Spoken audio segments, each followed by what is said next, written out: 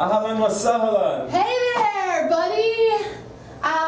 So nice to see you. I brought you some gifts from my homeland. I brought you a Jewish yarmulke to be worn at religious events, and I also brought you this really beautiful bottle of wine that we can maybe enjoy, later over dinner.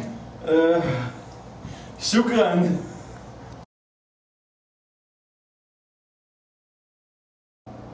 Hey, before we start our meeting, I gotta show you this. Did you see the journal today? Oil prices have plummeted. OPEC must be freaking out. لا no لا.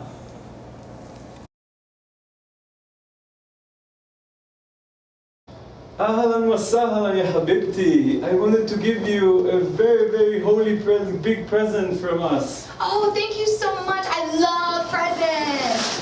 Woohoo! It's like Christmas. Oh, what's this? Oh, a Quran. I'm a Christian, but thanks. Maybe I'll look at it later. Oh Allah.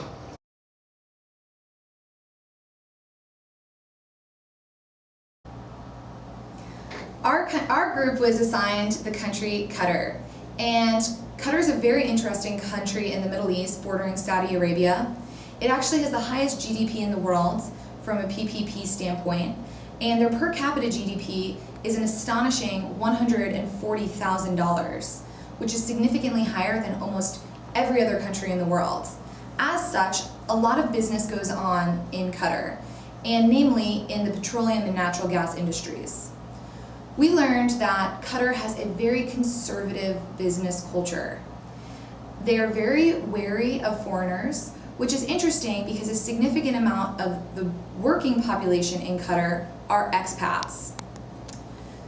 So some of the things and the protocols that we learned about Qatar is gifting is very interesting. You're not supposed to open gifts that you receive in front of the gift giver. Likewise, you're supposed to be very conservative with the gifts that you give. They do not drink alcohol, they do not eat pork, and generally anything related to gender and families is a really taboo subject. They are devout Muslims, and as such they observe Ramadan. So this is an extremely sensitive time for the people of Qatar and needs to be taken into account when you're doing business there during that time. Attire should be very conservative. So for women, nothing revealing. Everything has to be below your knees or preferably pants. You can't show your shoulders or the tops of your arms. So it's best to just keep it conservative.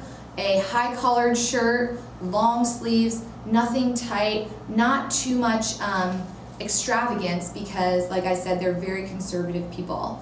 For men, it's a little bit less about the business suit, the power suit, and more about just being conservative with the way that you're showing your body. So they don't necessarily wear business suits to the office every day like we would in the United States. They do for important business meetings, but at all times they're wearing clothes that cover their bodies, and it's very hot in Qatar, so they are mindful of breathable shirts and not having to wear a stuffy suit all of the time. But this is definitely something that is very important in this culture. In terms of business, 60% of their GDP is based on the petroleum and natural gas industries. So there's a lot of sensitivity around that, especially right now with oil prices plummeting. OPEC is, not in a great way. A lot of people are panicking. This is probably not a great thing to bring up in a business meeting. And so just having sensitivities about what is important to the people of Qatar. In terms of families, they don't really talk about their families in business settings. So bringing up wives and children and how do you feel about your family, those are really taboo subjects that should be avoided. And finally, I think that there's just a level of respect that you need to present yourself with and receive from the people of Qatar when you're doing business. So for women, it is not a bad idea to see how a man approaches you. If he puts his hand out to shake yours, then go for the handshake. But sometimes, especially in the older generation, they do not want to touch a woman who's outside of their family. And so it might seem offensive to us, but it's actually a matter of respect for them. So I think, dealing with the people of Qatar, as well as I'm sure many of the Middle Eastern countries, just being respectful of their religion, being respectful of the conservative nature with which they live their lives, and staying off topics that are taboo for their religion and culture.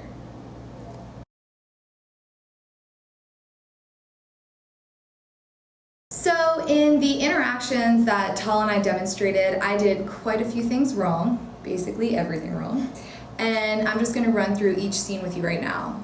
So the first scene was the attire, and women doing business in Qatar are expected to dress very conservatively. No cleavage, no fancy blazers, even in your facial expressions, you're not supposed to, be sultry in any way. I don't know why you would in a business context, but just, tame it. And then for the gift giving scene, I did wrong on the receiving as well as the giving ends. So for giving the gift, I gave him a Jewish yarmulke, which, as we all know, there are very tense relations between Muslims and Jews, and so steering clear from anything that could be offensive is a really good idea. I also offered him a bottle of wine, and due to their conservative culture, they do not drink, so that was also a big no-no. Conversely, when Tal gave me the gift of the Quran, I ripped open the gift like it was Christmas morning, and you're not supposed to open gifts in front of the gift giver. So it doesn't even matter what's inside, don't do it. Then when I received the Quran, I was not very gracious about that.